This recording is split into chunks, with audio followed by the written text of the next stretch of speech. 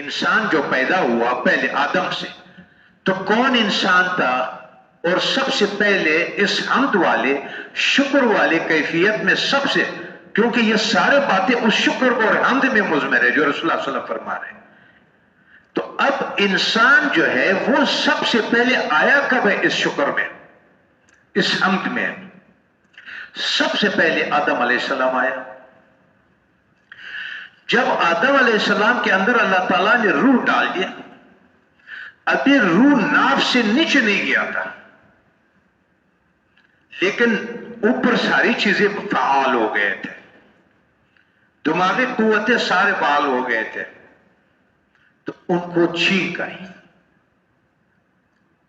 جب ان کو چھینک آئی نا، تو اس نے جب آنکھ کھولا اور ابھی روح ناف سے نیچے نہیں گیا ہے، ابھی صرف ناف کے حد تک گیا، چھینک آئی.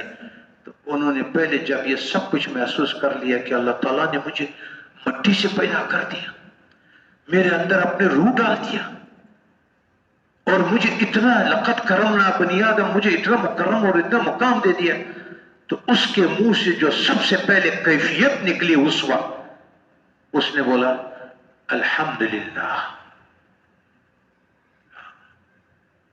یہ الحمدللہ وہ چیز ہے جس کا نتیجہ سجدہ اور اس کا نتیجہ غلامی ہوتا ہے.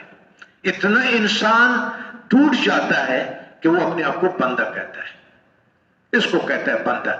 اگر آپ عربی میں لفظ دے کے عبد ہو، ہم کہتے ہیں عبد ہو. عبد کا مطلب کیا ہے ہمارے یہاں؟ عبد کا مطلب یہ ہے کہ بندہ. بندے کا مطلب ہماری زبان میں کیا ہے؟ غلام. تو غلام کا مطلب کیا ہے؟ وہ خریدا ہوا، جس کی نہ مرضی ہے، جس کا نہ کوئی رائے ہے، جس کے نہ کوئی مخالفت ہے، اس کے کوئی وجود نہیں ہے.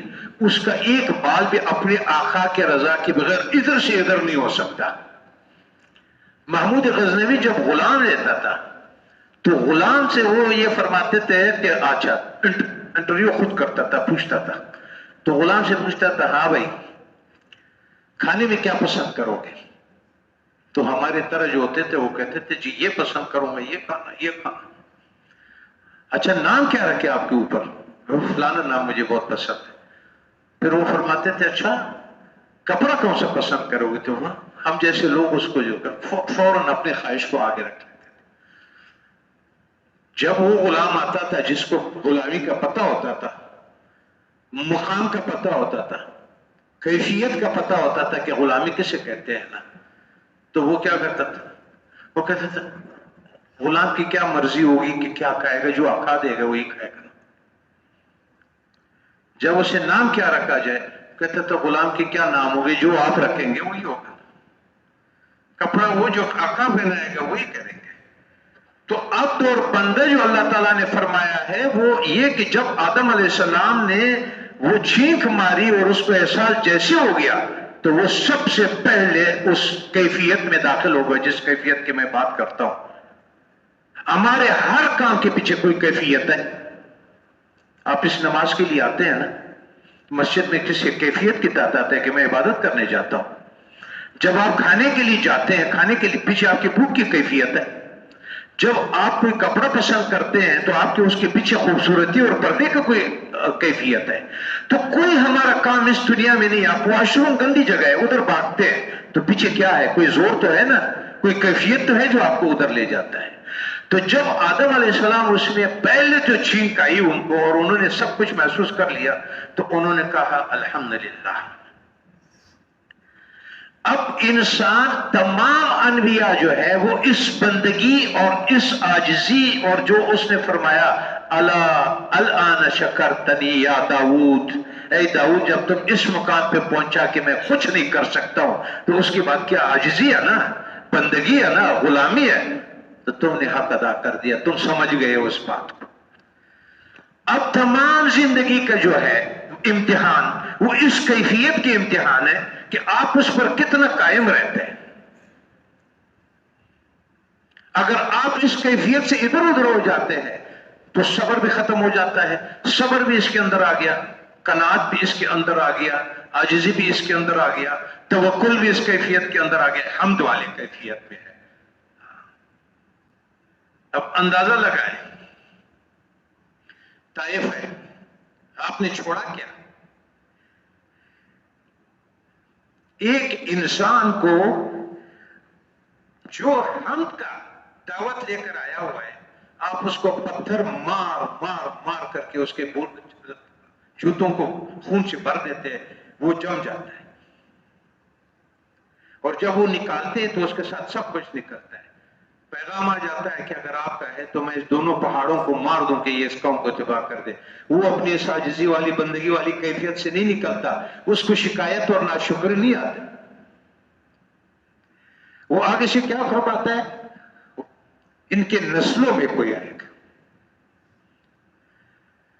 پھر جب وہ سب کچھ کرتا ہے 3 سال تک اس کا کھانا پینا بند کر دیتا ہے، کہتا ہے کوئی کھانے کی چیز ان کو نہیں دیں گے۔ صحابہ فرماتے ہیں کہ ہم لوگ چمڑا ابال ابال کے پیتے تھے۔ یہ سارا واقعہ، یہ سارا کس لیے ہوتا ہے؟ یہ اس لیے کہ یہ پتہ کیا جائے کہ آپ نے جو رضا، جو ہم پڑھانا اس کا راضی کا کہ ہر چیز آپ کا ہے اور میں غلام ہوں۔ اب جو حالات میرے سامنے آتے ہیں نا، اس کا میں کیسے، مجھے کتنا اس کیفیت سے ہٹائے گا، کتنا مجھے غصہ آئے گا، کتنا مجھے شکایت آئے گا، کتنا مجھے اپنے دفاع کے لیے وہ کھڑا ہونا پڑتا ہے۔ چھوڑا کیا ہم نے اس کے لیے، اور ان کا پیغام کیا تھا کہ بولے کہ ہم دونوں پہاڑوں کو ایسے کر دیں ان کا وقت، نہ پاؤں چھوڑا نہ سر چھوڑا۔